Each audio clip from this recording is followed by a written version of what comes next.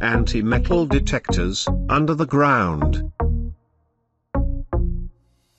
Metal detectors are electronic tools, or equipment, used by most treasure hunters in locating their hidden or buried target under the ground.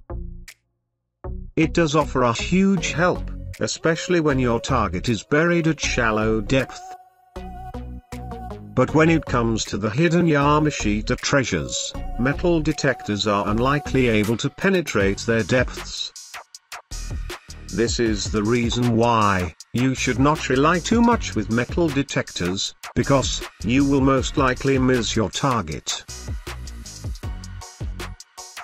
Apart from the depth involved with the buried Yamashita treasures, there is also the so-called anti-metal detectors. Many have been asking me if the Japanese Imperial Army really did intentionally place anti-metal detectors on their hidden treasure deposit.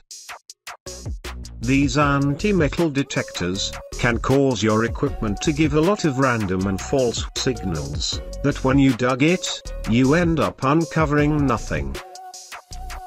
I am not really sure though if the Japanese Imperial Army did intentionally put these anti-metal detectors in place.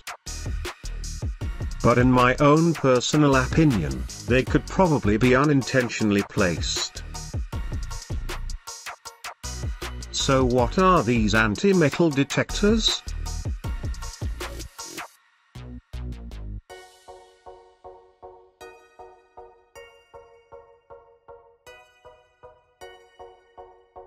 Hot rocks are very common here in the Philippines. They tend to have dark gray color, heavy, due to their iron content, and they are very hard to break. On some cases, they do show rusts on their surfaces.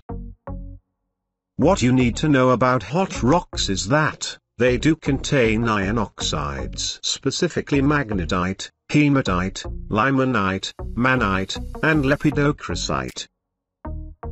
These iron contents of hot rocks can actually cause ferromagnetism, which means that they can be magnetized. You have to know that metal detectors are using magnetic fields to scan metallic objects that are buried under the ground, which is generated through their search coil. So, if it happens that you swept the search coil of your metal detector over a hot rock with high iron content, a secondary magnetic field around the hot rock is formed. As a result, the magnetic field being generated by your metal detector is blocked, and it can no longer penetrate the deeper portion of the ground.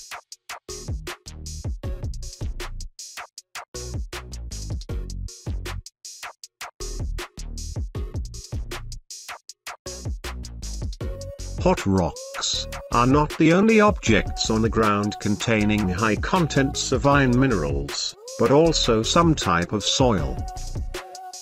But basing it on my personal experience as a treasure hunter here in the Philippines, majority of the soil has high concentration of iron minerals.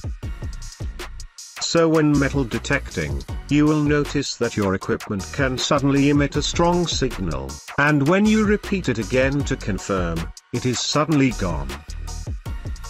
The explanation is exactly the same as the hot rock, where these high contents of iron minerals scattered on layer of the ground, creates small secondary magnetic fields. Anyway, metal detector manufacturers have already found a slight solution to this issue. They call it as the ground balance, which nullifies or cancels minor magnetic fields. However, it can be quite tricky to adjust it for the perfect setting, and it can affect the depth of penetration of your metal detector.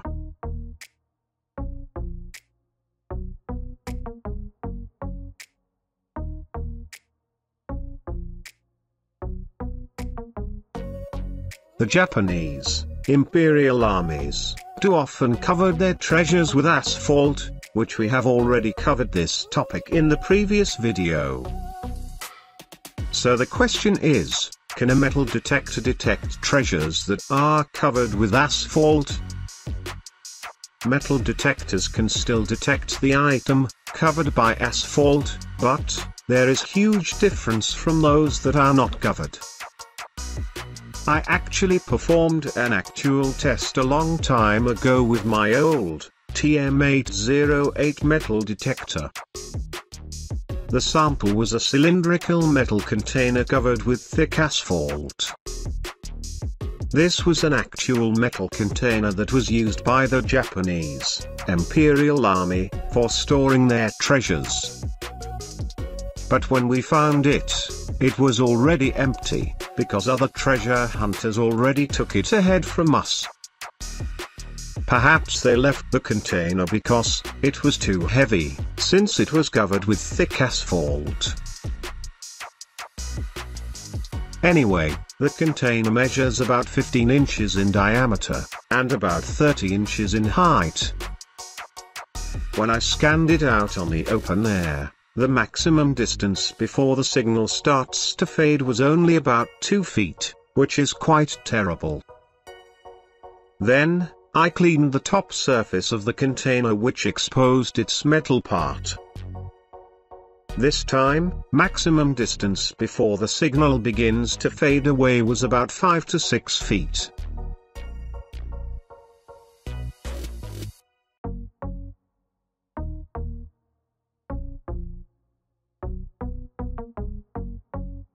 Have you already experienced working on a site where you end up uncovering a lot of metal scraps and garbage?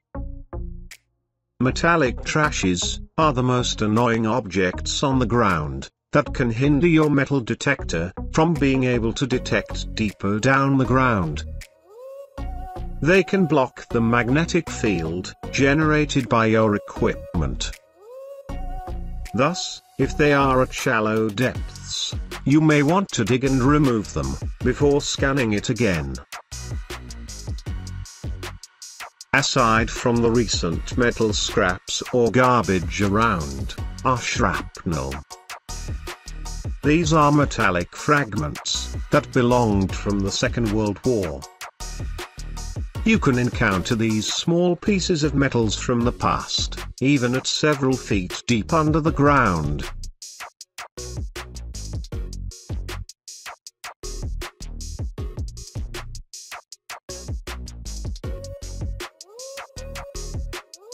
Some metal detectors are capable of detecting holes under the ground. The purpose of such feature is for locating hidden tunnels, caves, chambers, and etc. But the problem is that there are also holes that are naturally created by nature. Some good examples are nests excavated by termites, ants, and rats. Thus, when you are metal detecting on a certain ground surface with such natural holes under, then it may cause your equipment to give false alarm. Moreover, anything that basically has iron or metallic contents can be used as anti-metal detectors. Imagine a site with a lot of scattered shrapnel around, and you are just relying on your metal detector. You will actually end up digging a lot of different spots to clean them up. Currently, this is still one of the major flaws of all deep penetrating metal detectors, that most manufacturers wanted to find a good solution.